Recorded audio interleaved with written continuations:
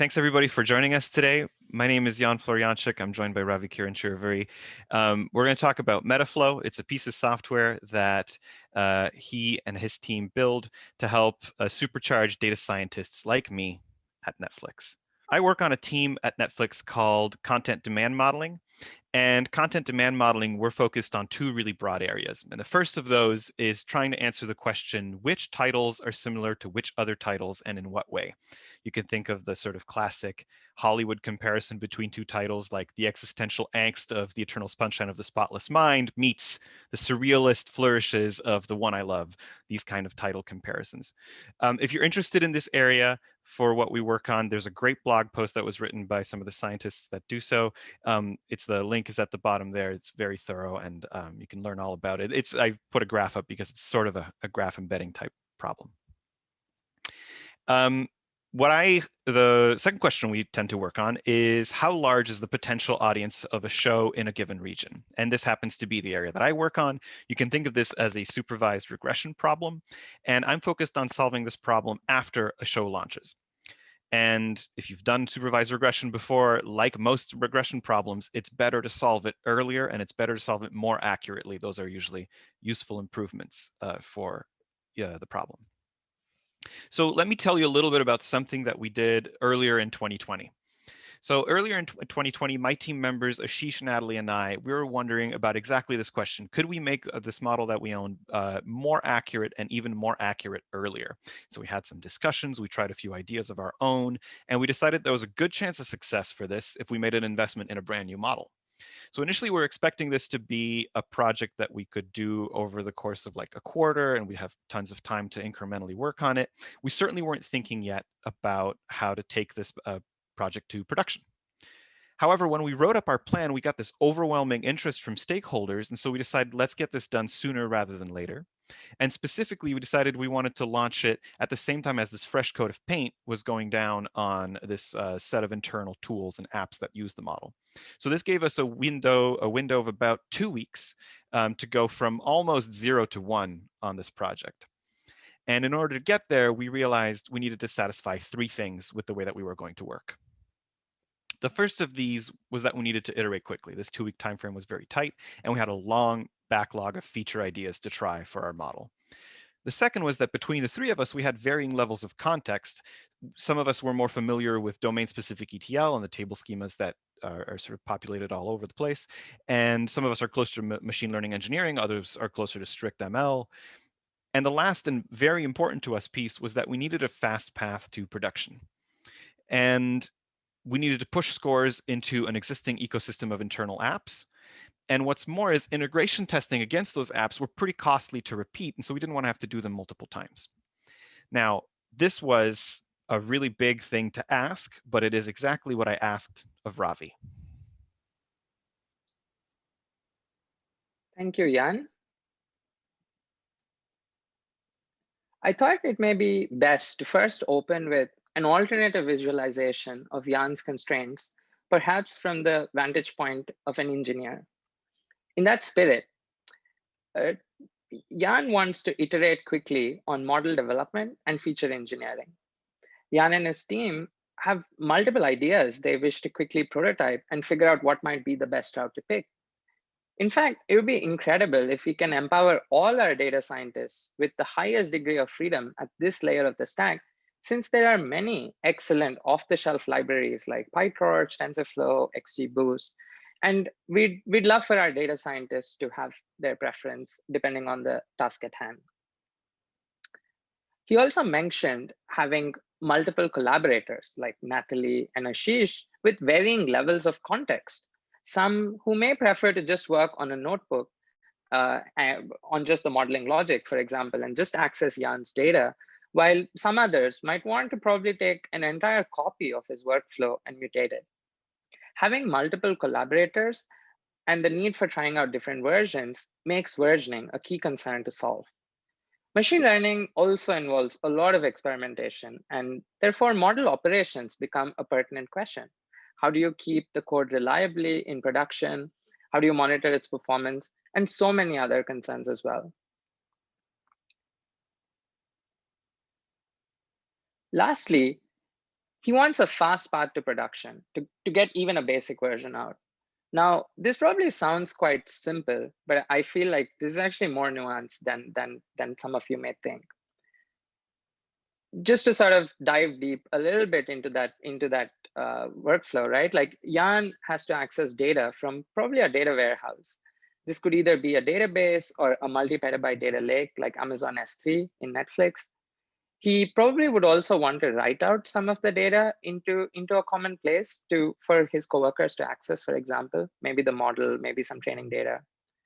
Jan might also want to create a simple enough benchmark model just to vet the data, for example. And for this, he would want access to a compute environment to both crunch the data and also produce the model. In this case, we want to sort of see if he can support a spectrum of machines, like all the way from his laptop to probably a really beefy cluster.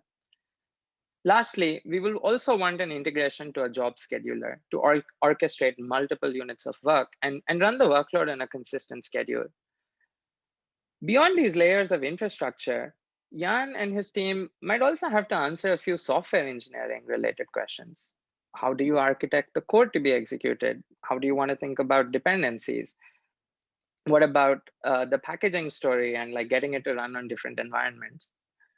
Now, the interesting part is these set of questions outlined on this slide are not just specific to Jan's project. What we realized looking at several other data science projects at Netflix is that production grade data science projects typically rely on this thick stack of infrastructure as presented on the slide. And that's kind of what brings us to our next insight.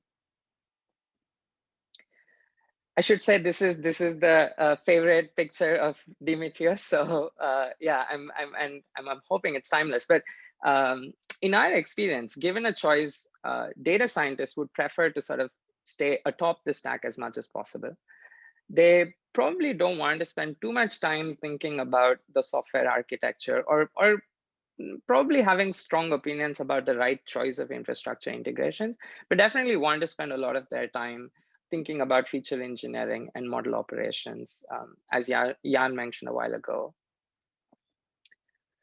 Conversely enough, in fact, this is where the role of us as machine learning infrastructure can add a lot of value. We could probably take care of all the heavy lifting required to translating the data scientist's intent of a machine learning workflow and getting it to run safely and reliably in production, integrating with all the relevant layers in the stack to do so. We could also afford to be quite strongly opinionated at the lower levels of the stack and probably build a lot of software engineering best practices so that all our data scientists can get them for free. To answer not only Jan's problem at hand, but also several other data scientists at Netflix, we built Metaflow, a human-centric framework for building and managing real-life data science projects at Netflix. It's actually been battle tested for over 3 years now and is used for an array of machine learning use cases, definitely related to catalog performance, content production, and several others. Metaflow beautifully packages all of its offerings into one simple library that is actually now available open source for both Python and R with easy integrations to the AWS cloud, giving you immense amount of freedom at the higher levels of the stack while being somewhat opinionated on the lower layers of this infrastructure stack.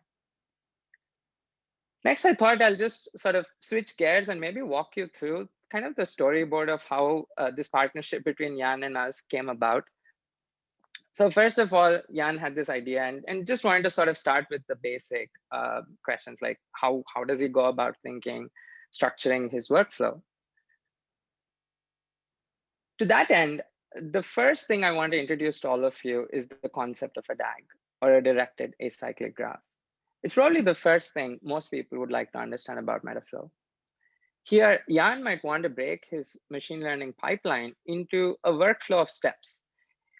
For example, he may want to deal with data preparation at first, probably moving on to feature computation after that, while finally rounding it up with training multiple models and seeing which one might do really well. We try to keep the Metaflow syntax as Pythonic as possible so that our users don't have to pick up a new DSL or domain-specific language and can just quickly onboard.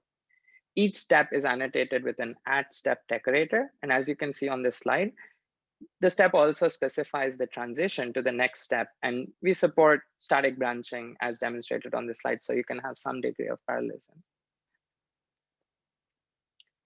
Core to any data science problem is data.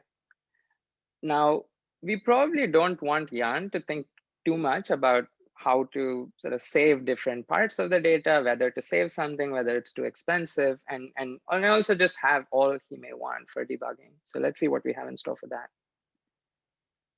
Metaflow actually makes the concept of storing things, I think, as easy as possible. For that, we have this concept of artifacts. And this is as easy as writing to an instance variable in a Python class. So for example, on this slide, self.x represents, you can imagine something like maybe a machine learning model that you can write to and then get access to it later on.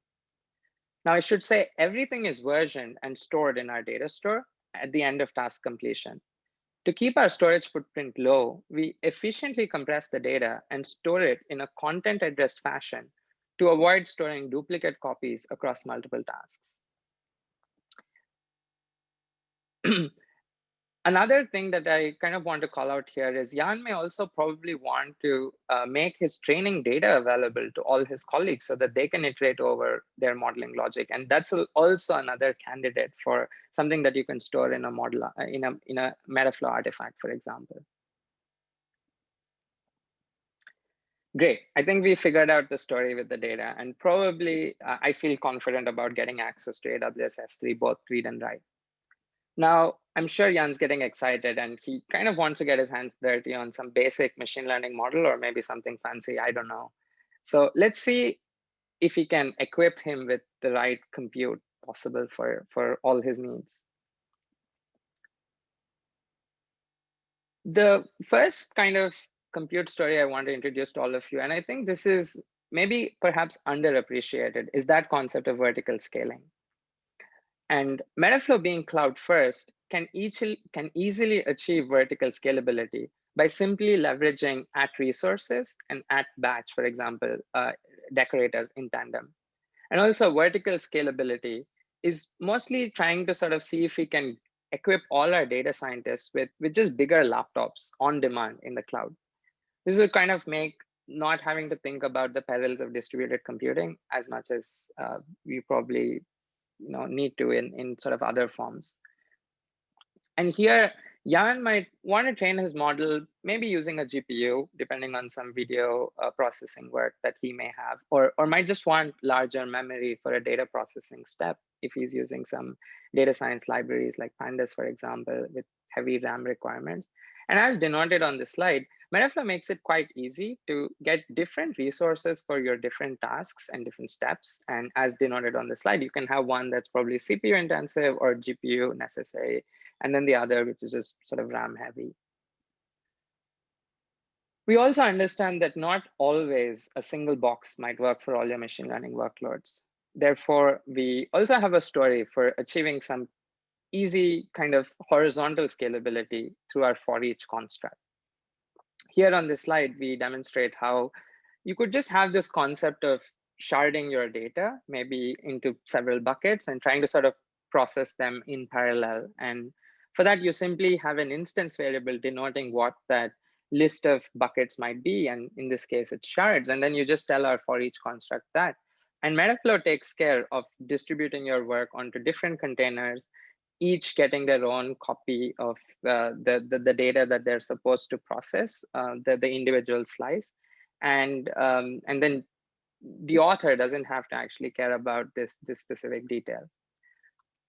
This, for example, in Jan's use case, could be very helpful with just dealing with the very large data set and just sort of distributing some work, if I had to guess. Yeah, I think we kind of got a version working, but I think this is probably another kind of, in my experience, something very specific to machine learning, and the fact that a lot of its major development happens in Python. There's a lot of packaging, dependency, various things that you have to think about. First off, I want to open with dependency management. And this is the one that I think I really feel is actually sort of spoken less about, and I feel needs more attention than people may think. At least at Netflix, we felt this to be a key concern to solve. And therefore, I want to highlight the need for dependency management. There are many excellent off-the-shelf libraries in Python. And you probably have your TensorFlow, Scikit, maybe some esoteric library as well. But data scientists would not want to worry about, if their pipeline sort of suddenly breaking in production just because some version moved somewhere or some TensorFlow latest version is incompatible with a different thing. So overall, for this problem, what we've done is we've sort of integrated with an open source offering of Conda, and we make it as easy as just specifying a bunch of libraries and their versions. And we take care of providing isolated, reproducible environments in sort of wherever the compute ecosystem your code might be running. This makes it sort of possible that the machine learning pipeline just doesn't surprisingly fail, even though there's no change made by a data scientist. And one last thing I want to kind of call out is that this is probably substantial enough for like a talk of its own. And we have several other talks on Metaflow that stress the dependency management problem. So I encourage all of you to check them out as well. The last step in our journey is to production is that of a scheduler integration. Once we have a workflow looking promising at scale, we want our data scientists effectively to make zero code changes as much as possible and be able to still get it to run on a consistent schedule on some partner scheduler integration like AWS Step Functions or something. We have a different one internally at Netflix.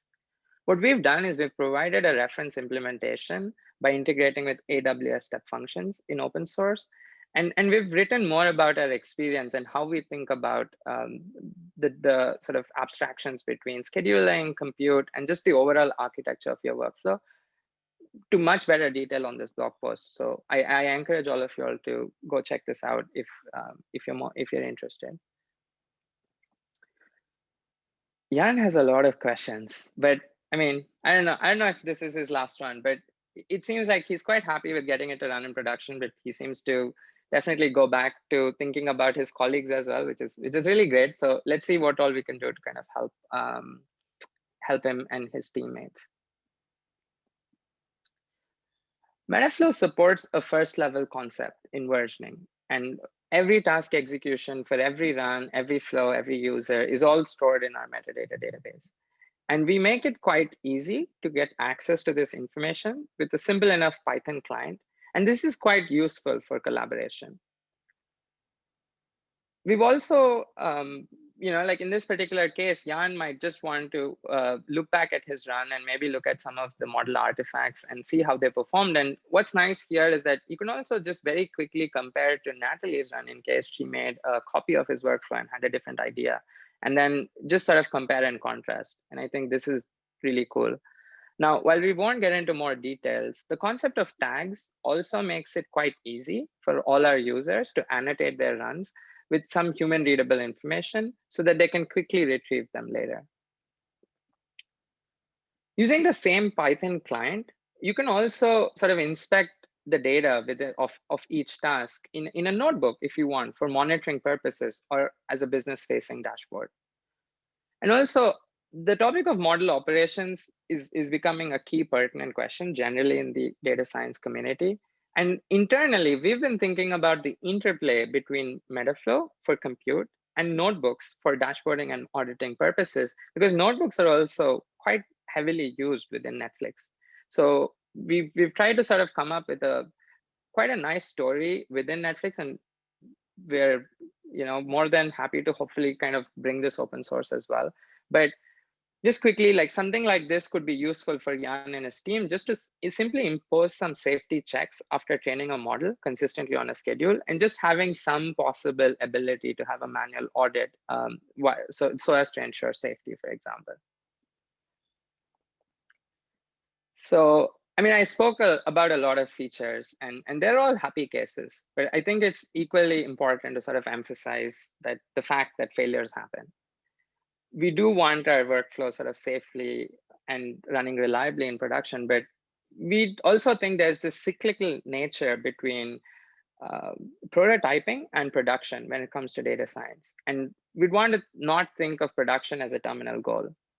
Since everything is versioned, stored in S3, tagged by a single metadata service, Metaflow makes it quite easy to switch between local scheduling on your laptop and the production environment using something like Resume. Suppose something failed in production, we try to make it quite easy for you to be able to reproduce that locally on your laptop, quickly ship out a fix, and just push out a new version to production, and there you go. So I've been speaking about a lot of features of Metaflow, and I understand that, but I thought it's best to sort of let Jan kind of circle all of this up and just talk to you all about what actually ended up being the story for his problem at hand, and maybe just sort of quickly summarize the problem itself. So with that, the floor is yours, Jan. Thank you, Ravi. So as we take you back to those 2 weeks in 2020, let me also tell you how it is that our team uses Metaflow today. One way that we use Metaflow is we do some live scoring through API. Some of these models need user inputs, and so we expose them through APIs for the apps that require them. Another way that we use Metaflow is we do a lot of batch scoring. We run about 60 to 70 production jobs just on our own team, and that produces a lot of records for our data warehouse. And the last one, and the one that we're going to focus on now, is collaborative prototyping. One aspect of our team is that the project to owner mapping is many to many, which means that we need to collaborate pretty frequently. It's a necessity for the way that we operate. So let's talk about this collaborative prototyping idea. I wanted to do something in that 2-week sprint. I wanted to try a new technique, which I was going to call, or I did call, the skeleton flow. Here's what the skeleton flow did. It was a simple flow that I could share with my team. It did feature preparation and large in-memory joins for me, and it was running on cloud infrastructure. So already in the skeleton flow, I'm using horizontal scalability because I'm farming out things across a large fan out in the DAG. And I'm using vertical scalability because I can go and use more resources up in the cloud. So then let's talk about how Ashish and Natalie actually interacted with the skeleton flow. What the skeleton flow was doing is what we realized was our problem was highly data parallel. And so we could divide it up into a bunch of subtasks. And what I pointed Ashish and Natalie to was the result of one of those tasks and said, inside this task, we're going to agree on what our training and test data is.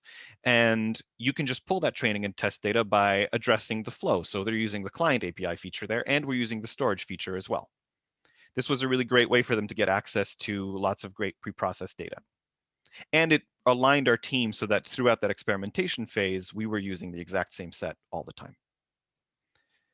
Then what would happen is over those 2 weeks, I would go and I would clean up the data, or I would add new features, or include more training samples.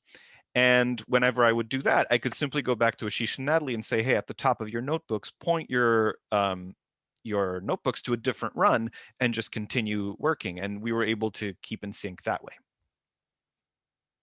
So eventually the skeleton flow did grow to be our real modeling flow. So we put it on a scheduler.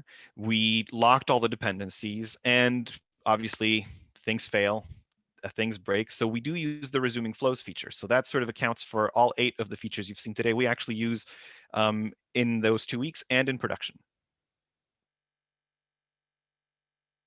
That's a summary of what we wanted and a summary of what we got.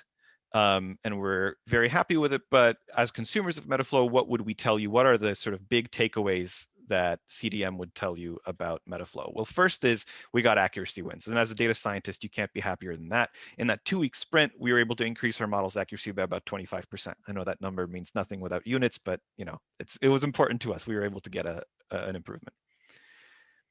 It also felt very pick up and go. There's no new DSL to learn, which means that our production code looks a lot like our experiments. Now, I'm not saying we do copy pasta. Well, obviously, we think very carefully about the code we put in, but we didn't have to relearn anything or rethink anything when we were going to production.